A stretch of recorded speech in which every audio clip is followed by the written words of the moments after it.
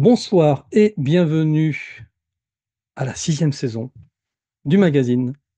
Eh oui, sixième saison, Natacha, du magazine de l'insolite, des mondes invisibles. C'est le premier épisode de cette sixième saison et bien voilà, nous fêtons le retour de Natacha. Comment ça va? Ça va très bien, merci. J'ai eu quelques petites galères d'ailleurs, vous voyez derrière, je n'arrive pas à allumer.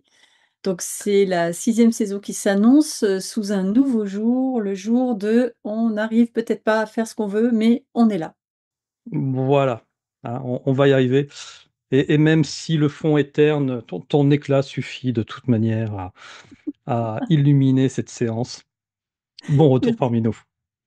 Ouais, je suis ravie de vous retrouver les amis, je suis ravie de te retrouver Antoine. On a tous les 2 réfléchi à des sujets qui, j'espère, nous espérons, vont vous faire réfléchir, vous faire titiller les neurones et puis avec nous, on va reconstruire un autre monde. Allez, on y va. Un monde insolite, ce serait bien. Alors, pour vous donner un petit peu le tempo de cette année, on va changer quelques, quelques émissions, pour tout vous dire. Une semaine sur deux, vous aurez droit au Mimi Actualité, tel que celui qu'on va vous présenter aujourd'hui. On va essayer de rester raisonnablement autour de la petite demi-heure, si on y arrive, euh, de façon à pouvoir, bien, entre deux Mimi, soit on vous proposera d'avoir un invité, voilà, qu'on interviewera tous les deux avec Natacha, soit, eh bien, Natacha aura quartier libre, et moi j'en profiterai pour bien mettre en ligne l'une des moultes conférences que j'ai captées depuis 2 ans et que je n'ai pas encore mis en ligne. Et pourtant, il y a vraiment de très très bons sujets, bien, comme par exemple Guilhem, que vous avez pu voir cet été là, sur le jeu de 52 cartes. Voilà. Donc j'en ai plein comme ça à mettre en ligne. Et c'est vrai que si je fais des mimis toutes les semaines, c'est pas possible. J'arrive pas à trouver le temps de le faire. Donc voilà, toutes les 4 semaines, vous aurez une conférence. Et voilà, la Miss pourra se rouler les pouces Ou préparer ou d'autres préparer sujets. d'excellentissimes sujets. Tout à fait. Voilà. En tout cas, ouais, ça va être bien de découvrir aussi des conférences, plein d'autres thèmes. Moi, je sais que les personnes qui nous regardent sont très, très curieuses, sont aussi, des personnes qui aiment, réfléchir, donc ça va je pense que ça va vous plaire. Et ce soir, tu nous as préparé un sujet sur le transhumanisme. Ouais, ouais, ouais. Je sais pas ce que toi tu as pu regarder, mais moi cet été, je me suis pas mal intéressée à l'IA. Je me suis pas mal intéressée à certaines choses qui se passaient dans notre monde, aux sphères de pouvoir. J'avais commencé à vous faire des petites vidéos avant les vacances. Et puis là, je me suis dit: «Allez, je vais relier différents sujets et puis on va réfléchir ensemble si ça vous va». Et toi, Antoine, que tu as Et préparé? moi, ce soir, eh bien, je vais vous parler d'un sujet d'actualité qui est un peu chaud sur le moment. Là, on enregistre, on est le 4 septembre. L'émission va apparaître le 6 septembre. Vous savez que Bayrou, il est en train de jouer sa place le 8. Et il nous a sorti cet été que pour sauver la France, il fallait eh bien, supprimer 2 jours fériés, dont celui commémore quand même, rien que ça, la victoire des Alliés sur le nazisme. Et Ah, vraiment, je me suis interrogé, mais pourquoi choisir celui-ci en particulier? Donc voilà, on va se poser des questions ce soir, et puis ben, je vous laisserai trouver les réponses, parce que, à mon avis, il y a peut-être un loup derrière tout ça. Voilà. bah, ouais, c'est très intéressant. Bon, on est parti pour une petite soirée de réflexion, peut-être même de positionnement. Enfin, en tout cas, je je commence et je vous montre quelque chose. Notre monde a profondément changé et nous ne nous rendons pas vraiment compte à quel point la transformation est radicale et c'est pour ça que je mets ce petit masque parce que les choses arrivent masquées, figurez-vous. Alors quand Alors quand je disais que, il y allait avoir un loup, je pensais pas que tu allais le mettre sur le nez. C'est une très, très belle J'ai transition. Bravo, nous devenons des professionnels de la profession. ouais, non, il est sympa, hein, en Ah plus. oui, oui, oui, ça je vois que tu fais des petites soirées fines, hein, c'est bien. Même pas. Moi, j'en ai pas des comme ça à la maison. Ah! Ah! Non, non, c'était, là, c'était un masque que ma mère avait offert à mes filles, parce qu'elle le trouvait très beau. Il était, dans un des magasins style, Jiffy, Foire-Fouille, je sais plus lequel, un truc comme ça. Et là, je me suis dit: «Allez, on va essayer de réfléchir ensemble aux transformations et aux raisons de ces transformations». Et parce que, comme je vous ai dit, ça arrive masqué. Et pour comprendre, pour bien comprendre de quoi il s'agit, en fait, je vous lis le début d'un article que je viens de voir dans Futura. Je ne sais pas si vous connaissez, Futura, je regarde un peu les actus pour me tenir au courant. Et là, aujourd'hui, ils disent, dans l'ombre des débats sur les semi-conducteurs et l'intelligence artificielle, une révolution scientifique discrète se joue entre les puissances mondiales. La Chine a révélé au printemps 2025 sa stratégie ambitieuse pour dominer la métrologie quantique. On va voir ce que c'est. Cette science ultra précise qui gouverne secrètement notre monde technologique. Donc, cette initiative témoigne d'une course effrénée vers la souveraineté technologique où celui qui fixe les normes de mesure contrôle l'innovation globale. Alors, j'ai lu l'article, bien évidemment, et je me suis dit, parce que j'ai écouté pas mal de choses dernièrement sur l'IA, mais aussi sur le transhumanisme, je me suis dit que ça valait le coup, ensemble, de, se poser des questions.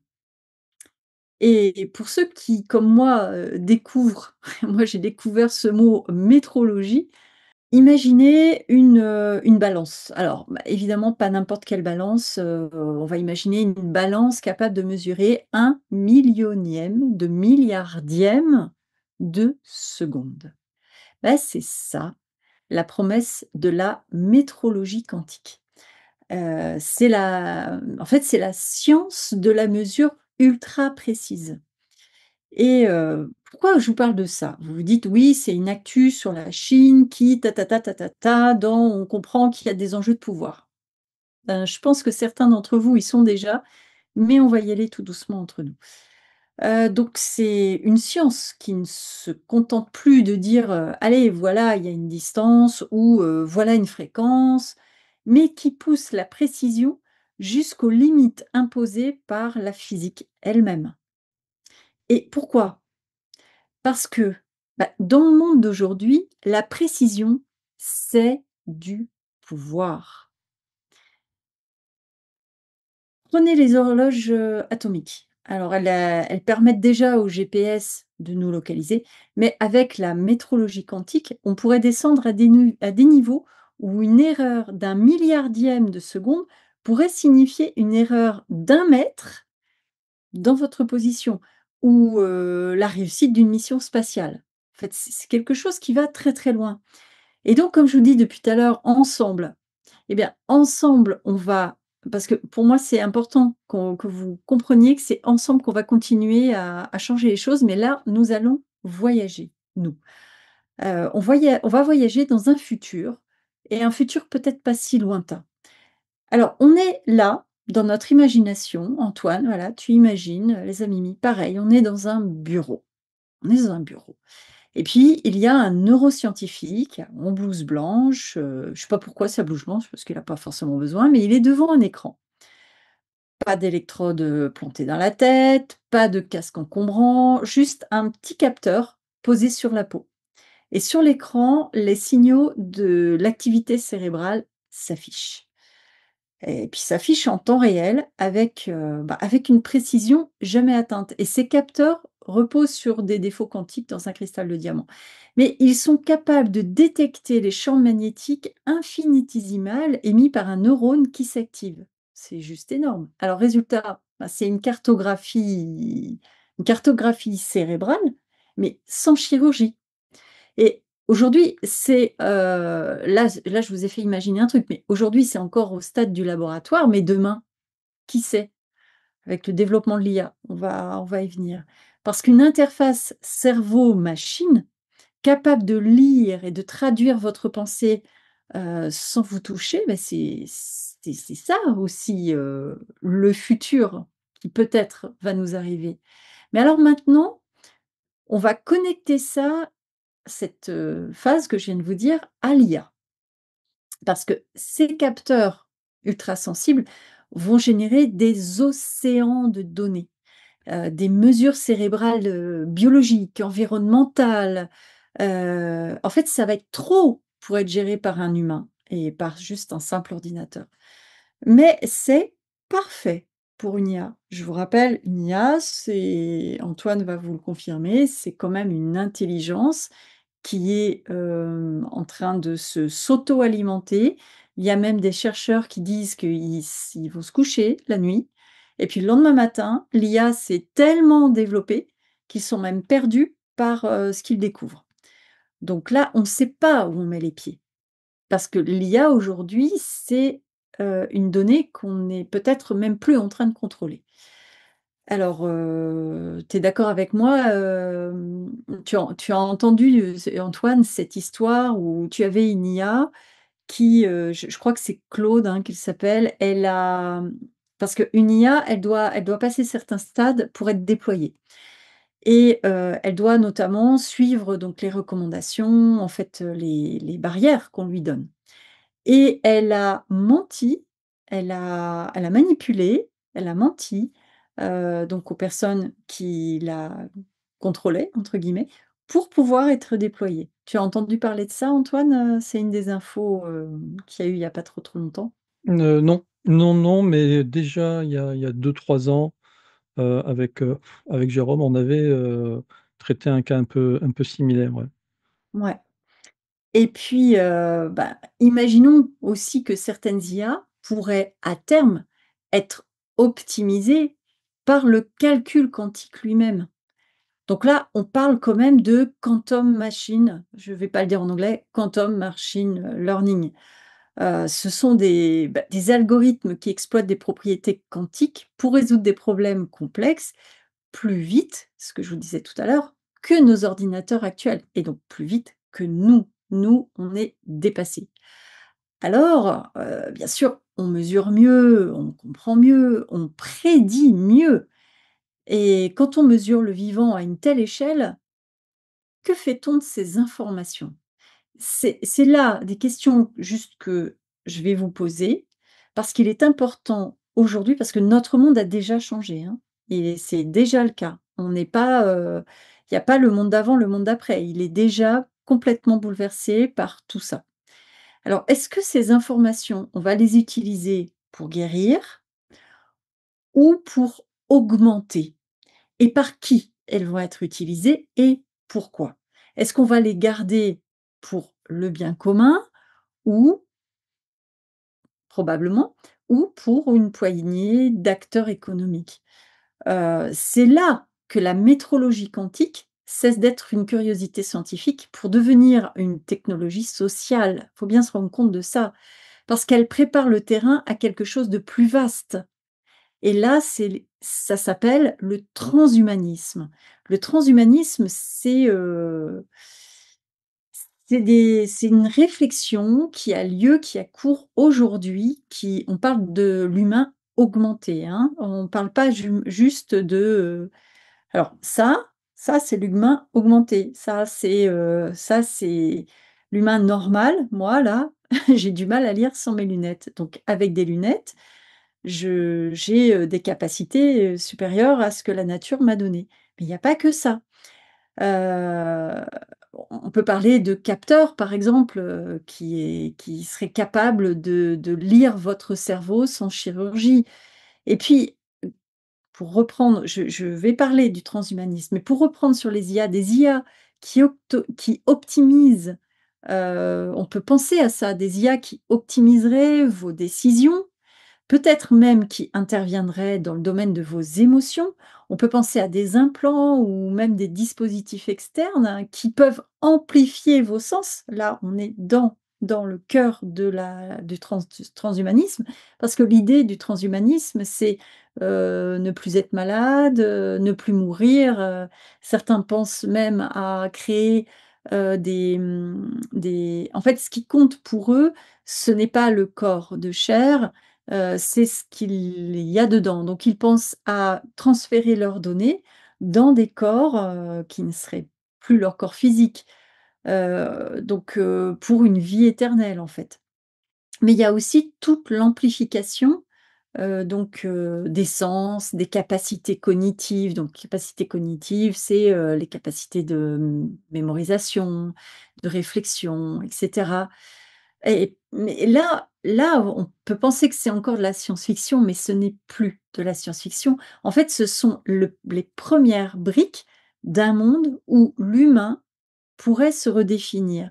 Et c'est une pensée philosophique qui a lieu actuellement et qui pousse certains, beaucoup de nos chercheurs, à agir dans ce sens. Alors, on va en parler parce que cette idée, derrière l'humain augmenté, derrière ça, il y a des promesses, mais et comme vous imaginez très bien, des risques.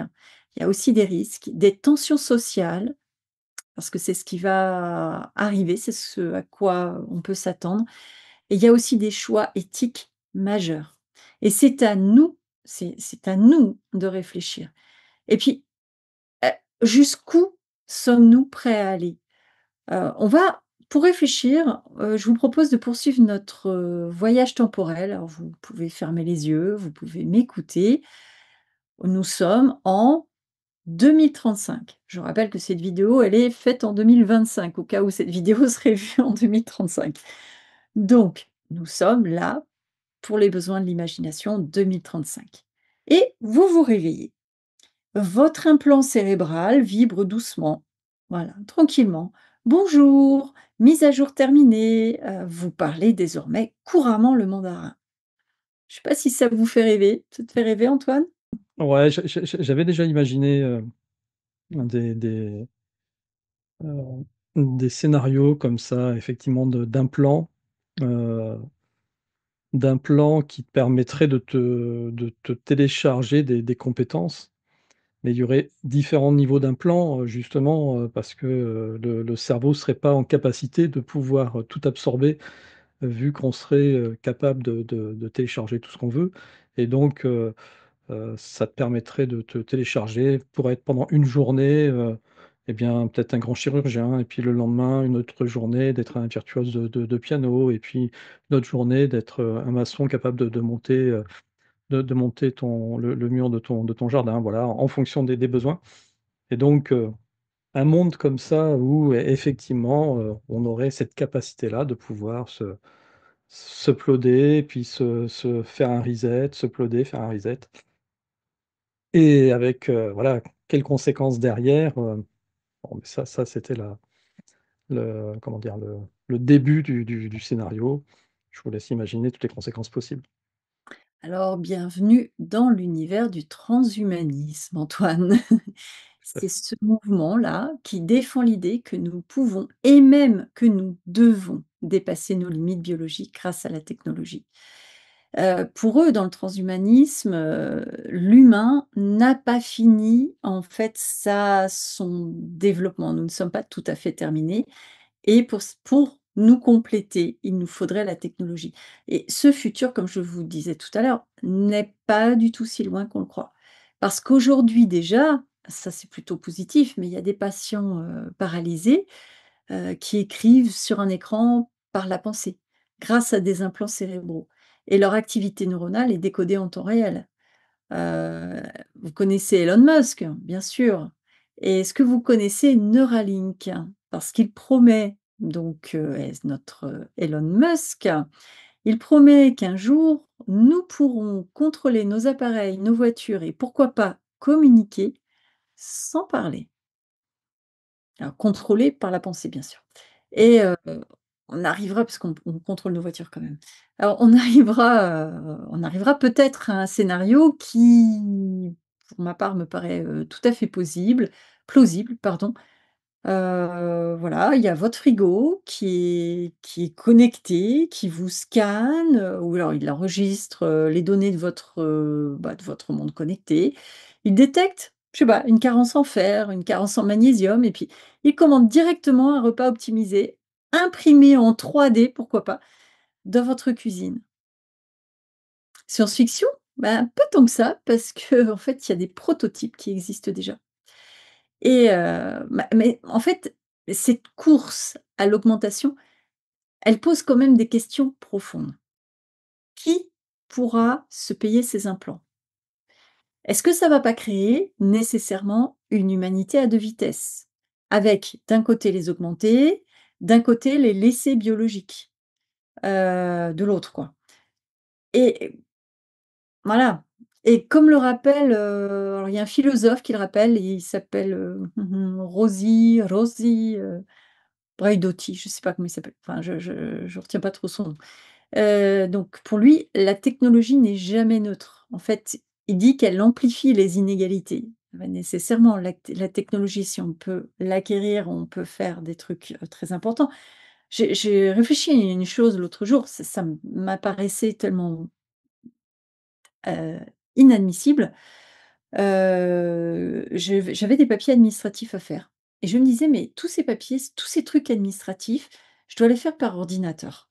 Les déclarations d'impôts, tout est par ordinateur. C'est pareil pour tout le monde, pour moi, pour vous et et je me disais: «Mais ceux qui n'ont pas le moyen d'avoir un ordinateur, d'avoir une connexion internet, beh, comment ils font?» Ils sont obligés de se déplacer, alors pour les impôts, au centre des impôts et cetera, mais avec, leurs papiers, leurs machins, enfin, ça devient compliqué pour eux. On nous oblige à aller vers un monde de tout technologique et pareil pour la monnaie, enfin, ce sera peut-être un autre sujet, mais et bien évidemment, là-dedans, il y a une question, de, revenus. On va voir ça après. Parce qu'imaginez une autre scène. On est dans une entreprise high-tech et autour de la table, vous avez vos collègues qui portent tous, des lentilles connectées. Alors imaginons des lentilles connectées qui traduisent, qui vont, voilà, accès à des données internet, machin, qui traduisent vos pensées en temps réel. Mais vous, non. Vous êtes old school et là, vous réalisez que vous n'êtes plus invité aux réunions stratégiques. Pourquoi? Bah, tout simplement parce que vous ne pensez pas assez vite. Mais ça, c'est dans le cas où vous et d'autres n'êtes pas encore remplacés par des machines plus compétentes, plus fortes, plus intelligentes que vous. Parce que voilà un enjeu de taille, c'est le travail. Parce que le travail dans le monde, dans notre monde tel qu'il est aujourd'hui, il détermine nos capacités à nous nourrir en fait, hein. Et dans ce monde-là qui est mobilisé par notre souci de toujours faire mieux, de ce souci de performance, aujourd'hui déjà, l'intelligence artificielle reconfigure des professions entières et des pans entiers. Votre comptable, votre avocat junior, l'économiste, l'informaticien, ben, menacé d'automatisation. Journaliste, pareil. On voit déjà apparaître d'ailleurs, je ne sais pas si vous avez vu ça sur internet, mais moi j'ai vu apparaître des offres de e-médecine et comme on voit qu'ils démantèlent de plus en plus, bah, l'hôpital public, la santé, il y a des endroits, des déserts médicaux. Quand vous allez aux urgences dans certains endroits, bah, c'est une catastrophe. Pendant une certaine période, il y a pas très, très longtemps, ils ont continué alors que c'était gravissime, d'après eux, ils ont continué à supprimer des lits d'hôpitaux. Qui dit lit, c'est pas des lits seulement matériels, c'est du personnel, hein, c'est infirmier et cetera.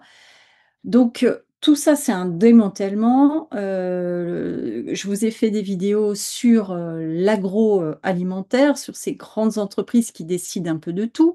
Je vous ai parlé des pesticides, je vous ai parlé de pas mal de choses. Vous voyez, si vous faites le lien avec tout ça, vous voyez que on nous rend malades, on nous donne pas la possibilité, d'avoir des soins, mais en revanche, on va mettre en place des structures pour supprimer le médecin généraliste et cetera et ça fait un petit moment que c'est le cas. Aujourd'hui, on nous propose de la e-médecine. Hem, alors, moi, je sais qu'il y aura pas beaucoup de professions qui ne pourront pas être exercées par une IA. Ou voire un robot complété par une IA. Moi, je vois pas grand-chose à part, allez, les médiums, les voyants et les magnétiseurs. Je vois pas trop comment ils peuvent nous remplacer là. C'est médium, voyant, magnétiseur, à moins que, moi j'ai fait Bon, un médium, peut-être. ils captent les morts, hein, les médiums. Parce que les astrologues sont remplacés par les IA. J'ai fait un test avec la version moi j'ai une version gratuite de ChatGPT, parce que mon fils m'a dit: «Maman, vas-y, c'est génial et tout». Je dis: «OK», donc je teste ChatGPT et j'ai une amie qui m'a dit: «Demande-lui de te faire un thème astrologique». Je dis: «Ah bon? Carrément». Je lui ai donné ma date de naissance, mon heure, tout. Et il m'a fait un thème astrologique, mais de dingue. Après, il m'a dit: «Voulez-vous que je, fasse un truc, karmique, machin?» Je suis mais impressionnant! Qui m'a tout fait. Mais c'est très impressionnant. Après, il peut raconter ce qu'il veut, hein, c'est une IA, ChatGPT, c'est une IA, conversationnelle, donc il est fait pour, rendre un truc logique, parler, mais la version actuelle, ils l'ont bien travaillé pour aller regarder les informations, un peu plus précises, avoir des réflexions un petit peu plus fortes. C'est très impressionnant et on a une organisation qui fait partie de l'ONU, qui est l'Organisation internationale du travail, qui estime que ce sont surtout les emplois administratifs qui sont exposés. Moi, je crois que tous les emplois sont exposés, vraiment, parce que si on associe IA et technologie robotique, je vois pas ce qui n'est pas exposé. Alors, mais attention, en fait, tout va dépendre et tout dépend des choix que nous faisons et comme le dit l'économiste David Autor, je crois.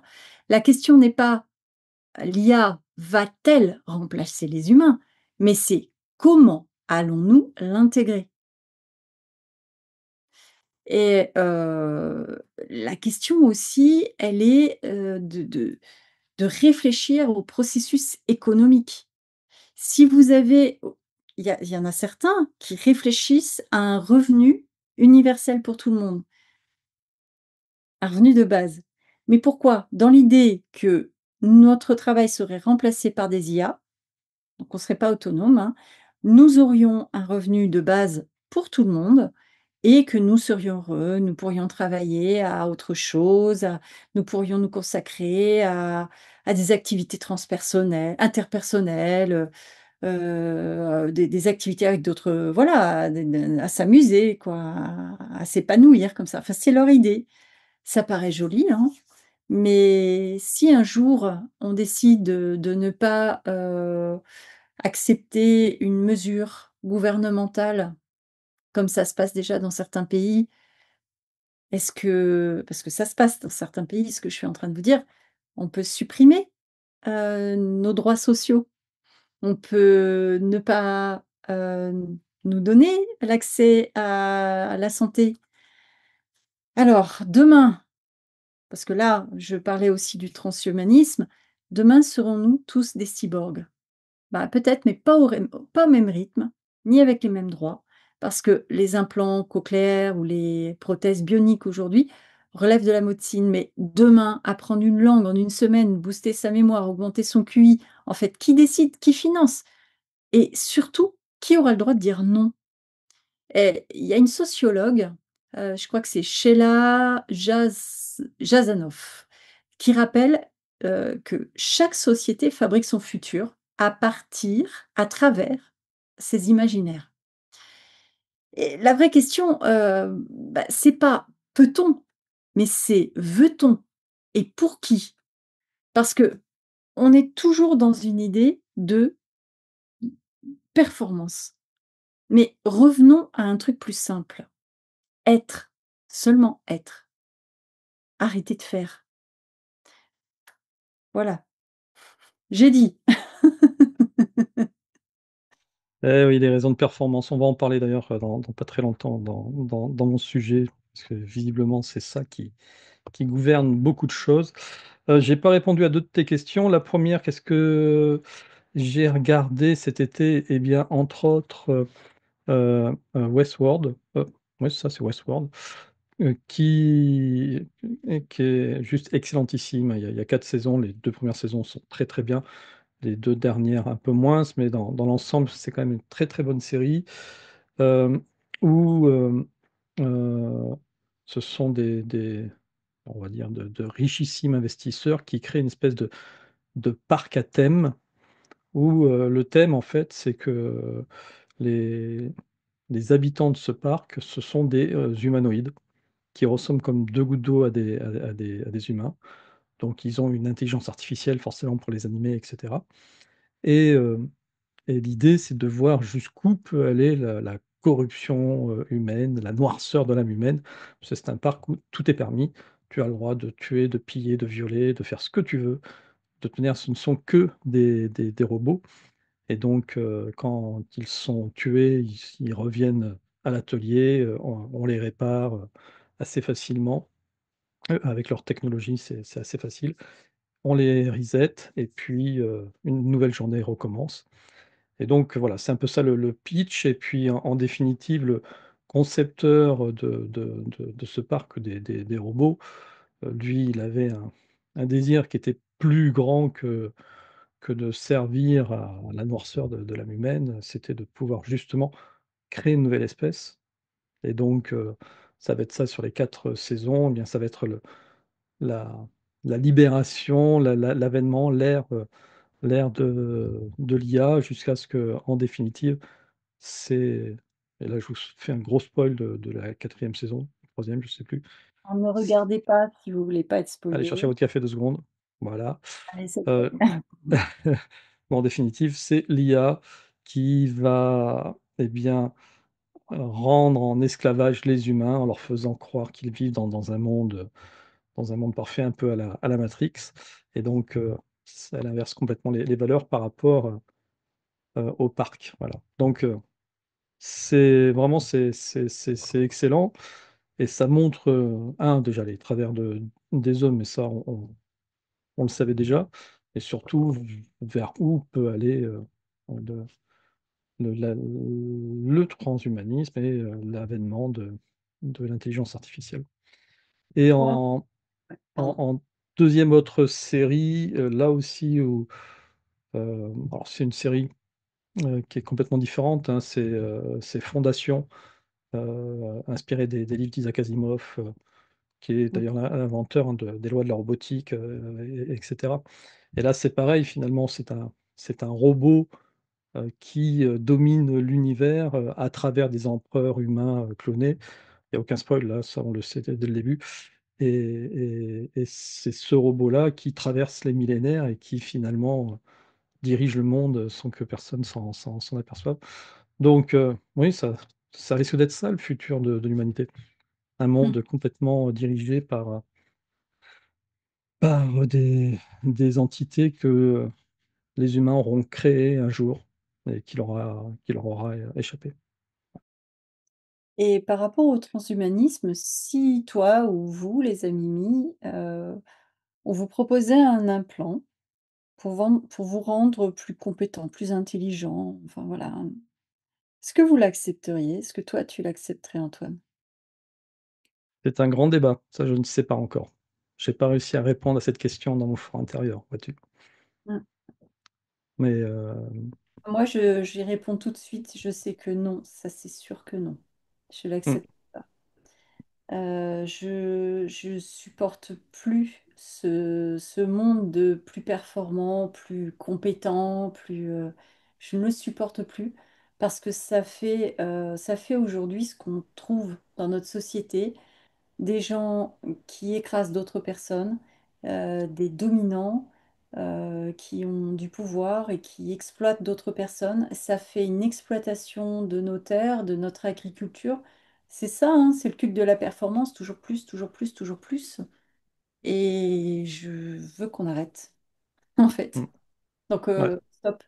Voilà. Bien, moi, je ne sais pas. Voilà, tu vois, j'ai Moi, je sais. l'honnêteté de le dire. Ah non, mais Forcément, bah, être, imagine qu'avec cet implant, il y a un danger de te contrôler. bah, il y a c'est même pas imagine, c'est il y aura forcément un danger de me contrôler et c'est peut-être la seule chose Bah ouais. qui me retiendra de le faire. Mm.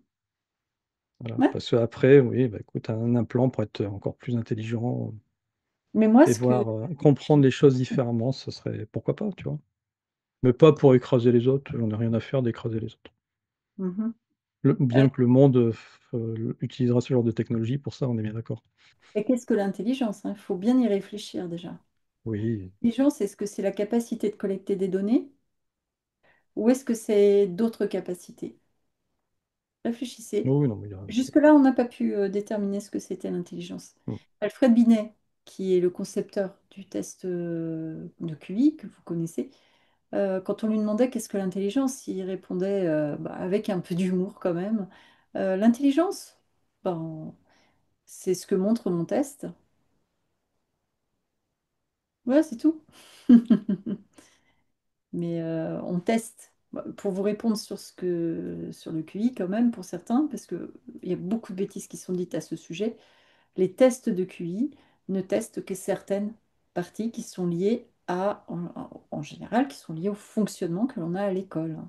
Donc, il y a la partie verbale, la partie performance, traitement de données, etc. Et puis, partie mémoire, ça dépend de l'âge, de l'âge. Ils ne sont pas les mêmes selon les âges. Bon, c'est une autre question. c'est ça. Puis, il y avait un deuxième point, puis, bah, écoute, tu es tellement bavarde que du coup, j'ai oublié. Voilà. Moi, je crois qu'il va y avoir un truc pour booster le bavardage. Parce que toi, tu l'as déjà trouvé, il y a pas de souci. Ah bon, moi j'ai tout, moi. Oh là, tu là, c'est au naturel, même pas besoin de te plugger. Ah, moi j'ai une quantité de bavardage, mais tu me poses une question et là j'aurais... Et toi, Antoine, qu'est-ce que tu as étudié? Quel est le sujet sur lequel tu as réfléchi aujourd'hui? Ah, mon sujet sur lequel j'ai réfléchi, là, je sens que déjà, il va falloir que je change d'ambiance, tiens. Allez, on va changer d'ambiance lumineuse.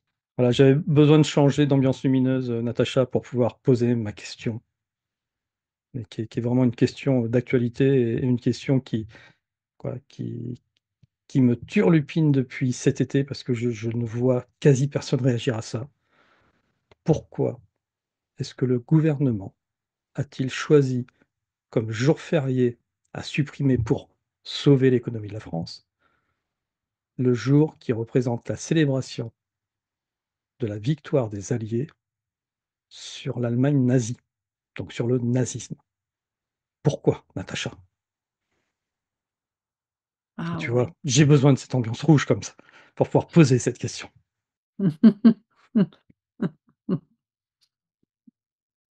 Bon, t'as pas la réponse? Ah non, mais j'ai tellement de pourquoi. Pourquoi? Oui, non, partons pas sur tes pourquoi. Sinon, on a déjà fait une émission, on a déjà dépassé la demi-heure là, Natacha. Donc oui, ben Natacha, tu ne vas pas répondre à ce pourquoi, parce que moi non plus, je ne vais pas y répondre, mais c'est quand même quelque chose qui m'interpelle. Donc pour pouvoir sauver, soi-disant, 4 milliards, économiser 4 milliards d'euros, il faut, supprimer 2 jours fériés. Bon, en dehors de cette raison qui est déjà fallacieuse, parce que tout le monde sait que ça ne comment dire? N'économisera à rien du tout, on l'a déjà vu avec heu la loi, comment il s'appelait lui déjà? Ouais, je vois celui qui nous a fait le coup avec Qui nous a déjà fait le coup, hein? Que je supporte tellement pas que je l'ai rasé de ma de ma mémoire. Mmh. Donc on sait que l'argent n'a jamais été auprès des personnes âgées, que ça a été dilué, que ça a été, dépensé de toute manière, l'État ne sait que faire que dépenser son argent. Mais pourquoi avoir choisi ces 2 jours fériés? Donc je rappelle, le 8 mai et le lundi de Pâques et on reviendra sur les 2. Pourquoi? Bah, parce qu'il en fallait 2 et ils se sont dit, «Bah, tiens, on va supprimer un truc religieux et puis un truc, de notre société, de notre histoire, quoi». Mmh. Alors, effectivement, en étant un État laïque, pourquoi tout simplement ne pas supprimer tous les jours fériés religieux? Au pire, quasi personne pourrait dire quoi que ce soit. D'autant plus que tous les jours, religieux sont tous chrétiens, ou alors il faudrait intégrer tous les moi je suis pour cette, plutôt cette deuxième partie, hein. Je préférerais intégrer tous les en jours fériés, tous les jours fériés de toutes les autres religions. Ça m'irait moi perso, ça m'irait très, très bien. Mais bon, donc pourquoi le 8 mai? Donc je rappelle, 8 mai 1945, c'est capitulation de l'Allemagne nazie et c'est donc la grande victoire des Alliés sur le nazisme. Pas que sur l'Allemagne, hein, parce que c'est aussi la chute de l'Italie, fasciste, de Mussolini. Voilà, c'est en termes de symbolique, c'est pas la victoire de la France sur l'Allemagne, ce sont nos alliés. On est copains comme cochons avec les Allemands, donc il y a pas de souci avec ça. Mais c'est la victoire d'une idéologie contre une autre idéologie qui a été la pire idéologie de l'humanité. Moi, ça m'interpelle. Pourquoi ne pas avoir supprimé ou pas ne vouloir supprimer le 11 novembre? 11 novembre, victoire de la France sur l'Allemagne, il y a plus d'un siècle, hein, 11 novembre, 1918, il y a ça fait plus d'un siècle. Toutes les nouvelles générations ne savent même plus pourquoi il y a eu une première guerre mondiale. Tu le sais toi, pourquoi il y a eu une première guerre mondiale? Ouais, il y a eu l'assassinat du duc de Sarajevo, bon voilà, on a tous appris ça à l'école, mais Il y avait ça, mais c'était un peu plus compliqué que ça. J'avais écouté un documentaire là-dessus, mais on va pas faire, 3 heures d'émission, donc ouais, continue, continue. voilà, pourquoi ne pas supprimer cette, journée-là? Alors si, ils se sont, Bayrou s'est exprimé là-dessus, hein. Il a dit que le 11 novembre, c'était une, comment dire? Une célébration qui était vraiment symbolique, de tout le sang qui a été versé, par les Français pour, bah, sauver la France et faire que la France est comme elle est aujourd'hui, mais ce qui est aussi vrai pour les Français de 1945, hein. Sinon on serait tous en train de tu vois? C'est s'ils étaient pas là, ceux de 39-44, 45. Donc bon, c'est pas que le 11 novembre représente, voilà, la mère de toutes les victoires, il y a la tombe des soldats inconnus et cetera, donc ils peuvent pas le supprimer. Bon, d'accord. 14 juillet, 14 juillet non plus. plus loin, Révolution française, ça aussi c'est très intéressant. Il faut bien se rendre compte d'un truc, de 2 choses. Mmh. La République n'est pas la démocratie, il faut pas confondre. D'ailleurs, vous savez, on est à la 5e République. C'est un système de gouvernement, de gouvernance. C'est une organisation. D'accord? La deuxième chose qui est assez intéressante, parce que tu parles de guerre, ça m'a fait penser à ça. Il n'y a pas dans la nature d'espèce qui organise de génocide de sa propre espèce. Ça n'existe pas. Vous ne trouverez pas dans la nature des loups qui tuent enfin les autres loups dans leur truc à eux. Ça n'existe pas. Ouais, Par contre, ce qui existe, c'est des combats. Alors et bien évidemment, pour manger, bon, on mange, mais c'est des combats, de dominants, mais le dominé, celui qui perd, n'est pas tué. Il fait: «OK, j'ai perdu». Mais mmh, nous, les êtres humains, on organise des génocides, des tueries de masse pour tuer des gens de notre espèce. C'est un truc de fou! Enfin, si. Ah ouais. Donc c'est Vous peut-être êtes bien qu'on s'en psychopathe, souvienne. C'est peut-être bien ça qu'on pourrait être ait bien. qu'on ait une date quand même pour commémorer le fait qu'à un moment donné, on ait eu conscience Ouais. que cet état de fait, c'est pas normal. Voilà. Moi, je comprends pas et je comprends pas non plus que finalement cet été, là, depuis que Bayrou a annoncé ça, moi j'ai vu personne, si, il y a eu un article, un mini article à droite à gauche, mais 3 fois rien, tu vois? Le parti, communiste, si, a lancé une pétition. Je vous Mmh. la montrerai tout à l'heure, vous serez surpris du résultat de la pétition.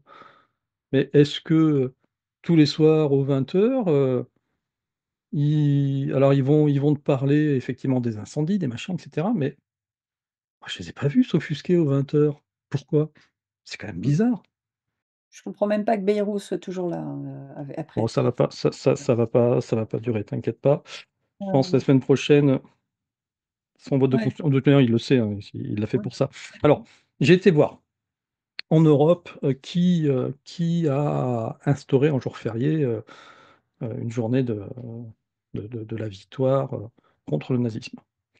Mmh. Alors, pour le 8 mai, on a la France, la Slovaquie, la République tchèque, jour férié.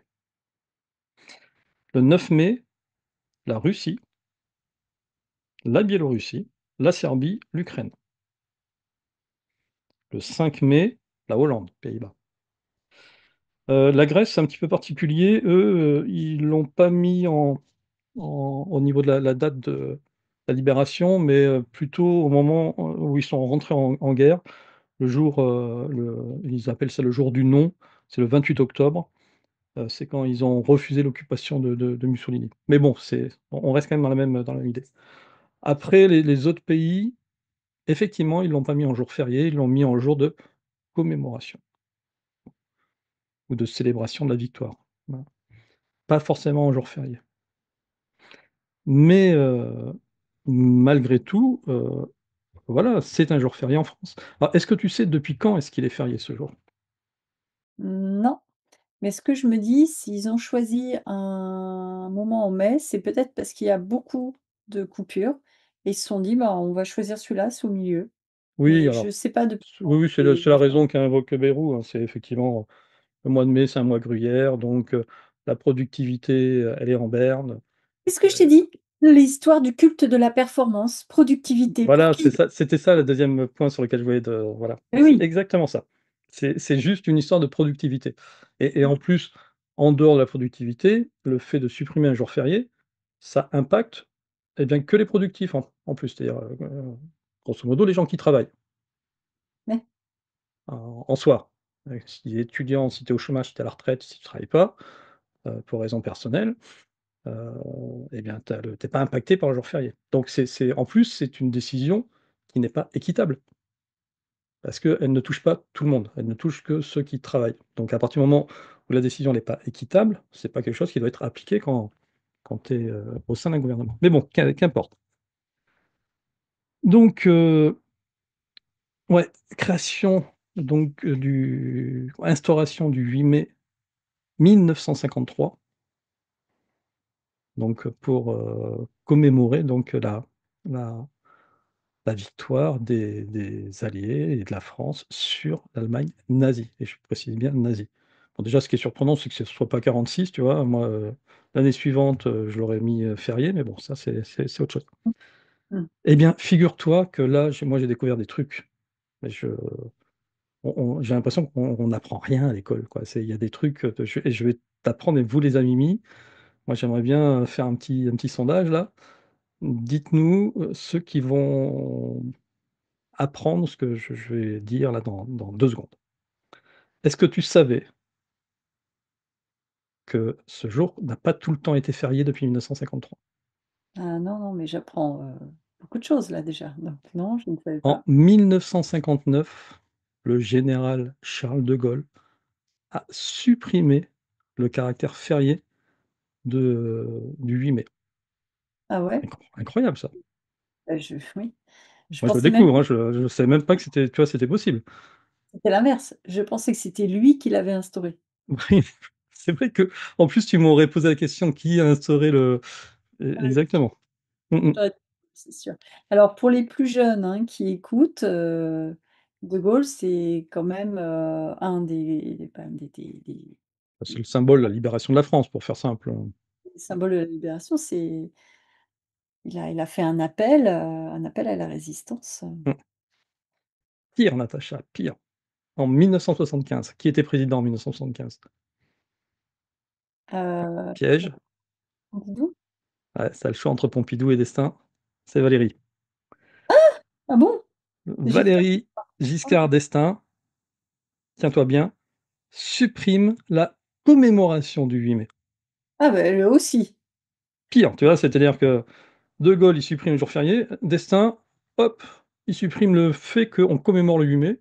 Pour lui, il y en a pas besoin, parce que de toute manière, au nom de la réconciliation franco-allemande, on va pas froisser, nos amis allemands, donc on supprime le 8 mai et puis, en plus, ça va permettre de mieux construire l'Europe. Tu te souviens comment il parlait, Giscard d'Estaing? Bonsoir. Oui. Bon. Ouais. Faut le regarder. Regardez sur YouTube la façon de parler de Giscard d'Estaing pour ceux qui Mmh, ne le connaissent pas. Pour les vieux, c'est bon, vous l'avez en tête, vous ne l'avez jamais oublié. c'est ça, C'est Giscard d'Estaing. Eh bien, du coup, comme on l'a eu, pour toi, qui a restauré, le retour du 8 mai en jour férié? alors peut-être Mitterrand du coup? Bah oui. Ah ouais. Ah oui, c'est l'une des premières choses qu'il a faites, hein, en 81, le 2 octobre, 81. Ah Heu, ouais! Carrément. il a décrété que c'était une aberration historique et j'apprécie pas forcément Mitterrand, mais là, pour le coup, je suis à 100 d'accord avec lui, que c'était effectivement une aberration, historique de, de supprimer le 8 mai en tant que jour férié, voire même en tant que jour de commémoration, de la victoire, de la France sur l'Allemagne nazie. Et pour les plus jeunes d'entre nous, qui savent pas de qui on parle, donc il est C'est une devenu grenouille. t'expliqueras pourquoi tu dis ça. Il est devenu président en 1981 et c'était le premier président socialiste, donc il avait, parce qu'avant c'était pas des socialistes et ça a été une un changement énorme, en France quoi. Ça a été un changement énorme au moment de l'élection, je veux dire. Finalement pas tant que ça, mais au moment de l'élection, il y a eu beaucoup de gens qui étaient, «Ah!» C'est en ça. train d'avoir peur ou en train d'être excités et cetera. 1981. Ouais, ouais, 1980. Donc on a effectivement le retour du 8 mai en jour férié depuis 1981 grâce, aux socialistes. Alors Écoute, tu moi l'as les pas dit, c'était une grenouille. Pour ah les oui, plus jeunes, oui, alors pareil. c'est une grenouille parce que confère quoi. Tapez sur YouTube, Bébête Show, c'est le Bébête Show, c'est on représentait les politiques sous la forme d'animaux et donc c'était Carmitterrand. C'est ça. Et donc voilà, alors on pourrait s'attendre à ce que les socialos, bien s'insurgent, tu vois? C'est quand même leur patron quoi qui à un moment donné a rétabli le le 8 mai. Bah, écoute, moi je sais pas, j'ai regardé, j'ai pas vu de Pourquoi tu tribune, veux qu'ils de s'insurgent quoi? en fait? Pourquoi tu veux qu'ils s'insurgent? Parce que, les communistes pendant la guerre, alors il était pas communiste, il était socialiste. Mais bon, on peut dire qu'il y a quand même c'est la tendance de gauche, alors les communistes, Non, non, mais c'est qu'ils s'insurgent que Bayrou veuille supprimer le jour férié, bon, dans ce sens-là. oui, j'ai pas compris. Oui, Oui, oui, non, pourquoi est-ce que les socialistes d'aujourd'hui ne s'insurgent-ils pas sur ouais la décision de Bayrou? et oui, oui, oui, là, je te suis, ouais. Mmh. Voilà, et c'est juste pas normal. Donc voilà, les amiguis, moi je me pose la question, Et donc les amiguis, je le répète, pourquoi le gouvernement veut-il supprimer le jour férié qui commémore la victoire des Alliés sur le nazisme? À qui profite le crime? Je ne sais pas. Ou si, je le sais, mais je vous le dirai pas. Ma réponse risque de pas plaire à certains. Bon, il y en a un parti qui s'est vraiment, insurgé, donc le Parti communiste français. Il a lancé une pétition. Mmh. Ouais, tu l'as dit au début d'émission, mais Je c'est vais vous vrai la montrer, la pétition. Tu voulais dire quoi, toi, d'ailleurs, sur les communistes, là-dessus? parce que moi, ça m'a fait penser, comme tu en as parlé au début, ça m'a fait penser que les communistes, en fait, ont une action très, très importante, pendant la Seconde Guerre mondiale. Ils ont un mouvement de résistance, vraiment, marqué et marquant et tout il y a plein de communistes qui ont atterri dans ces camps que C'est qu'en vous Asie? Oui, bien sûr, ouais, ouais, ouais. tout à fait. Donc c'est pour ça aussi peut-être qu'ils se disent: «Beh, attendez, stop, on va pas laisser tomber». Il y a beaucoup Mmh, de gens qui ont eu aussi notre idéologie, qui ont fini dans des camps. mmh mh. Enfin, faut Eh pas bien, oublier. allez, je vous montre la pétition. Montre-nous la pétition. Donc, j'ai caché le nombre de personnes qui ont souscrit à cette pétition. Voilà, donc visiblement, c'est des liens qui m'ont envoyé là-dessus, comme étant la pétition du PCF. Je ne sais pas si c'est complètement, ça officiel, mais en tout cas, quand on regarde bien, ne touchez pas au 8 mai, 547 signatures et tout le monde s'en tape, en fait. Bah, ouais, mais en même temps, si tu signes une pétition, si toi tu es d'accord avec ce truc-là et que tu signes une pétition du parti communiste, tu as peut-être, pas envie non Ouais, mais plus tu d'être vois, c'est pas encarté là, nulle part je vois que c'est encarté parti communiste. Mais qu'importe, c'est ne touchez pas au 8 mai, si c'est la seule pétition qui dit: «Ne touchez pas au 8 la mai», seule pétition. pourquoi personne ne signe? Donc en fait, Bayrou, il a complètement raison. Tout le monde s'en On le fout, sait on le sait pas. tout le monde s'en fout. Non, non, non, non, non, je crois pas. On va demander dans les commentaires, est-ce que vous êtes d'accord qu'on supprime, un jour férié, par exemple? Alors Et en on on l'occurrence, celui-là. on va aller voir l'autre, parce que l'autre finalement, on pourrait se dire, bon, il en a choisi 2 parce que là, il est en train de revenir forcément, comme il sait qu'il est en train de se faire taper dessus, il est en train de dire, hem: «Oui, mais vous inquiétez pas, il peut y avoir une alternative qui sera si une alternative est trouvée, on ne supprimera pas les 2 jours fériés». Limite, il a dit: «J'en supprime 2 pour dire, bah, je vais finalement n'en supprimer qu'un seul. Comme ça, tout le monde sera Une content, bah, finalement, il alternative en a supprimé qu'un seul». Tu vois? une Alors que c alternative une alternative à quoi? Qu'est-ce bah, qu'il veut faire? aux 4 000 000 € qui manquent, tu vois? Oui, oh bah, oui, une Ah bah, oui. alternative. Il y en a plein d'alternatives pour les trouver, mais bon, ça c'est autre chose. On va pas parler d'économie ce soir. Non, moi, je voulais juste, revenir sur ça, cette déclaration-là. Pourquoi est-ce qu'il a choisi donc le lundi de Pâques? Eh bien, pour lui, le lundi de Pâques n'a pas de, comment dire? Attends, où est-ce que j'avais trouvé ça? Oh, j'ai une autre alternative, il faut peut-être cesser de faire des cérémonies à la con pour les jeux olympiques, hein. Ah oui? Combien ça combien ça a coûté? Je sais pas, mais moi ça m'a coûté quand, de regarder les secondes qu'on m'a montrées, déjà, beaucoup. Regarde ce que dit, François Bayrou. Il explique que le lundi de Pâques n'a aucune signification religieuse et que comme le mois de mai est un véritable gruyère, on fait sauter le lundi de Pâques. Le lundi de Pâques n'a aucune signification religieuse.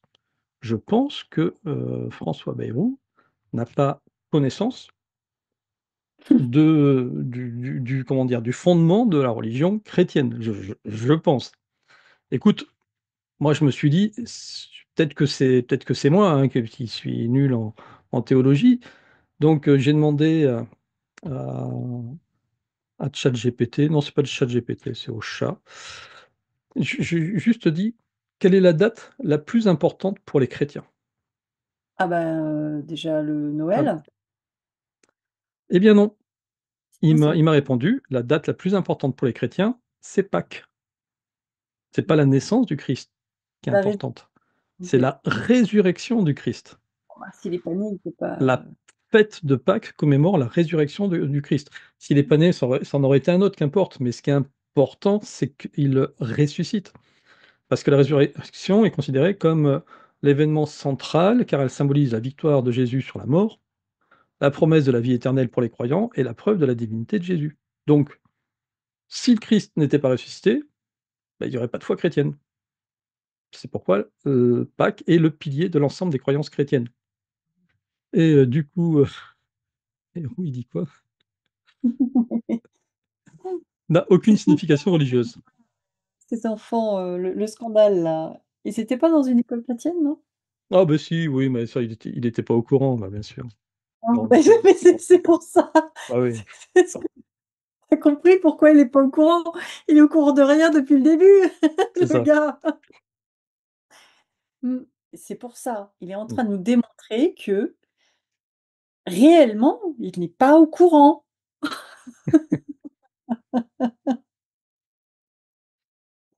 Il est grave.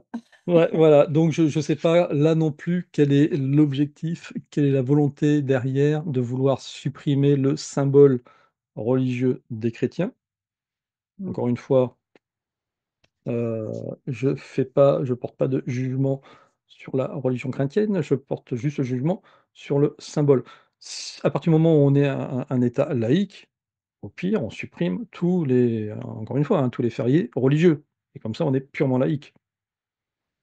Là, il a pas choisi, les autres fêtes, religieuses, bah, il allait surtout pas choisir Noël, attends, c'est la fête commerciale le plus, ah ouais, il choisit le symbole, le pilier, le fondement de la chrétienté, c'est quand même cinglé.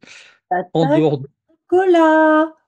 Il y a du cadmium dans le chocolat! Voilà, en dehors du fait que le week-end de Pâques, hein, c'est l'un des week-ends, les plus lucratifs, parce qu'il y a beaucoup d'organisations de plein de choses un peu partout en France et c'est l'un des week-ends qui rapporte le plus d'argent à l'État en termes de. C'est quand même bizarre, quoi. Du coup, on va le supprimer pour gagner 2 milliards pour finalement en perdre peut-être plus que 2. Quoi, je sais pas, moi j'ai pas fait de hautes études en économie et là, chez Bercy, ils sont à côté de la plaque, hein, je pense. Non, mais ils sont hors sol. Et Bon. ils Mmh. sont comme des tomates. Ouais, bon alors c'est la volonté, c'est on s'en fout de gagner 4 milliards. C'est de supprimer 2 symboles. Oui. Je sais pas. Moi, je me pose juste la question. Ah moi je pose une autre question. Est-ce qu'on a envie, d'avoir des gens qui se reposent et qui se retrouvent en famille? Est-ce qu'on a en voilà. Voilà, c'est Est-ce un qu'on a envie 52 de week-ends pour ça logiquement, mais est-ce qu'on a envie de se relier à des symboles assez forts ou pas? Parce que les symboles assez forts, c'est ce qui nous relie, c'est ce qui nous donne un petit peu de la force et de la ressource. Quand on a des symboles qui représentent, par exemple, quelque chose d'aussi fort que la résistance, que, un combat gagné contre l'obscurantisme, peut-être que si on le supprime, ça veut dire, je ne sais pas, hein, c'est une hypothèse, qu'il ne faut pas lutter contre l'obscurantisme parce que, voilà, nous devons être soumis. Bon, je ne sais pas. voilà, on supprime tous les symboles lumineux. Mmh. En tout cas, ça ressemble à ça. Eh bien, écoutez, on verra. Là, je pense qu'on va être, très rapidement, au courant de ce qui va se passer, la semaine prochaine et puis, eh bien, posez-vous les bonnes questions, hein et n'hésitez pas à les poser haut et fort, c'est surtout ça. Ouais, dans les commentaires. Il y a un truc que je remarque. Regarde, ta bibliothèque est blanche, ma bibliothèque est noire. Tu es habillée, d'après ce que je vois, en noir et je suis habillée en blanc. C'est marrant le contraste. Elle nous avait manqué. Je me dis 2 mois sans Natacha, c'était plus possible là, hein. Je vois des trucs partout, moi. Mais pourquoi? Pourquoi ce Eh bien, écoutez, on y répondra peut-être, la prochaine fois, hein? Voilà, voilà les amis, eh bien, petite émission de rentrée d'1 heure. Mmh. 1/2 heure chacun, hein, vous voulez dire, c'est ça? Mmh, d'accord. J'ai mal compris, j'ai mal compris. Bon, un petit pouce en haut, un petit commentaire, dites-nous vos idées et puis, on regarde tout ça. Voilà, s'il y a des sujets que vous voulez aborder, n'hésitez pas. La semaine prochaine, du coup, ça sera petite conférence. Si vous êtes passé à côté d'ailleurs, j'ai enfin mis en ligne, l'émission que j'ai faite l'année dernière, au mois d'octobre l'année dernière avec, notre ami Amel sur, les crânes de cristal. Voilà, très, très bonne émission et du coup, Natacha, on se retrouve dans 2 semaines pour un Mimi Actu et dans 3 semaines avec un invité. Ce sera le premier invité de la saison. On a une liste de beaux noms, voilà. Je pense que On s'organise, mais on a des gens très, très, très bien qui vont vous plaire, ça c'est sûr. Mais avant, on va lire leurs bouquins, parce qu'il y a des petites sorties librairie là, il y a des actus, qui sont assez intéressantes et on s'y colle pour vous. Vous êtes gâtés, vraiment, vraiment gâtés. à au miasme, Natacha. À très bientôt. Oh miasme.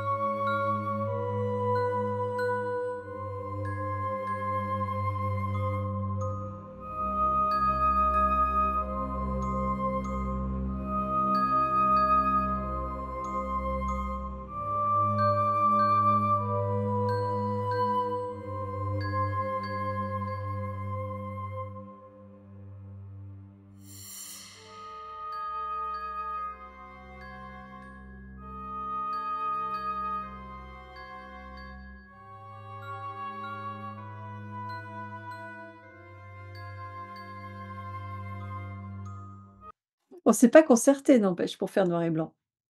Non, C'est marrant. oui, Oui, tu oui, et maintenant, quand même, avant de terminer, oui.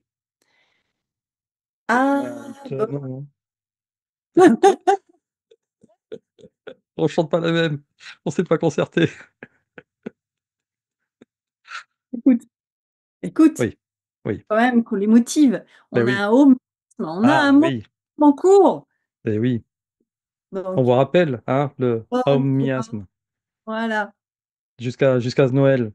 Allez, vas-y, Natacha. avec moi. Mmh. Abonne-toi et puis tu likes et tu partages et oh miasme, alors c'est tu l'introduis, je sais pas. Abonne-toi et tu likes. Oui, je sais, je vous ai manqué. Ah, je suis Il y en a, ils vont partir, tu vois? Ils vont dire: «Non mais plus jamais, c'est pas possible, elle est barge». Ouais, mais c'est un on a un objectif, il ne faut pas oublier. Alors moi, j'ai vu, je me suis beaucoup marrée quand j'ai vu ça dans les commentaires. Oh miasme, oh miasme. yes. Mmh. Non, mais on le fait pas pareil. Je te laisse le faire. Il est tellement plus élégant le tien. Non, mais j'étais en train de m'amuser à faire: «Oh miasme, abonne-toi». Ça fait religieux, n'importe quoi. Et j'ai pas vu ta Scully et ton Mulder. Ah oui, ah, je vais te les montrer. Voilà, en exclusivité pour nos amis du bêtisier. Voilà. Voilà nos Antoine, Mulder et Natacha Scully qui nous a accompagnés cet été chez Jérôme. Ah Ils étaient ouais, là. hyper simple. Bisous à Jérôme. Allez, bisous à tous les amis, à la semaine prochaine, passez un bon week-end. Ciao, ciao. Oh miasme, oh miasme,